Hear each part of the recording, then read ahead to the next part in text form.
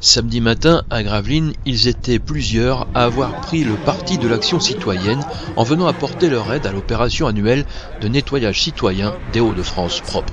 Ils seraient cependant venus moins nombreux que les autres années, selon Michel Mraovic du Lions Club. Je suis un petit peu déçu de cette journée parce que je pensais que normalement, avec le beau temps de hier, aujourd'hui, eh bien, nous aurions attiré beaucoup de monde pour effectuer ce ramassage. Donc voilà, je suis un petit peu déçu. Je n'ai pas eu tout ce que je voulais par rapport aux 200 personnes que nous avions précédemment dans les autres années antérieures. Mais je pense qu'à l'heure actuelle, beaucoup de personnes sont un petit peu encore pénalisées avec la Covid. Parmi les participants, l'association HMFRA qui, avec ses Yoldenès, Odyssée 1 et Odyssée 2, passe au peigne fin les douves qui entourent les remparts de la ville. Nous mettons les bateaux à disposition et faisons le tour des douves. Et on se rend compte qu'on trouve beaucoup de choses quand même. Et le fait d'y aller en bateau, on peut se permettre d'aller à des endroits où les gens ne peuvent pas aller à pied. Car il y avait bien sûr les équipes à pied, chacune son secteur, mais bien souvent les mêmes types de déchets ramassés. On a trouvé pas mal de canettes, on a trouvé pas mal de plastique et de mégots surtout. Ouais, beaucoup de mégots. Ouais. Les gens sont inciviles. Voilà. Je pense que c'est une bonne opération, ouais. Je pense que c'est une opération surtout qui a du sens. Pour l'association HMFRA, Héritage maritime et fluvial des rives de l'Ara, cette opération a un double objectif. Participer à un événement de respect de l'environnement et première sortie de la saison des embarcations. Content de ramasser ces déchets parce que on se rend compte que malgré toutes les sensibilisations que font les autorités, la municipalité, il reste encore des endroits sales. Et on est très content parce que c'est la première remise à l'eau des bateaux pour cette année 2022.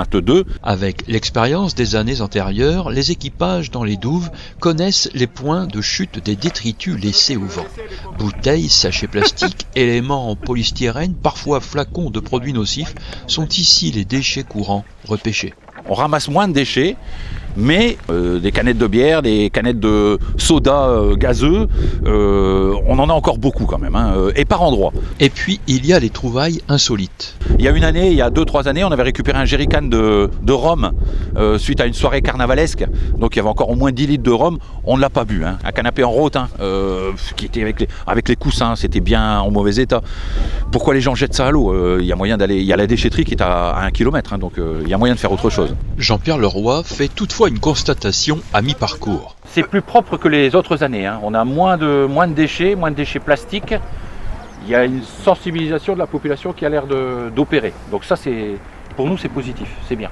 Les déchets ramassés sont déposés dans une benne prêtée par la serre municipale de Gravelines qui effectuera un premier tri avant de partir en traitement de recyclage. On sélectionne un tout petit peu tout ce qui est vert, tout ce qui est plastique. Voilà, ça part pas n'importe comment, c'est trié. Si tous les participants ont bien envie de connaître les auteurs de ces abandons de déchets, pour autant pas question de pointer du doigt d'éventuels coupables.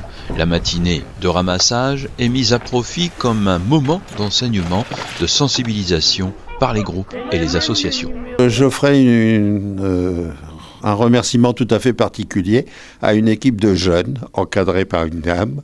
Et c'était noté les ambassadeurs de la propreté de Gravelines.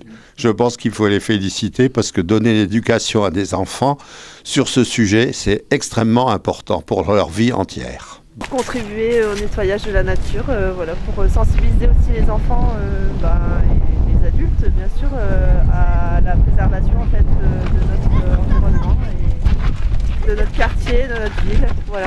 Justine a trouvé dans cette matinée matière à transmettre de belles valeurs à ses enfants. Nous sommes venus parce que nous pensons que c'est une bonne action que de ramasser les déchets et de sensibiliser les plus jeunes justement à cette question de la protection de la planète.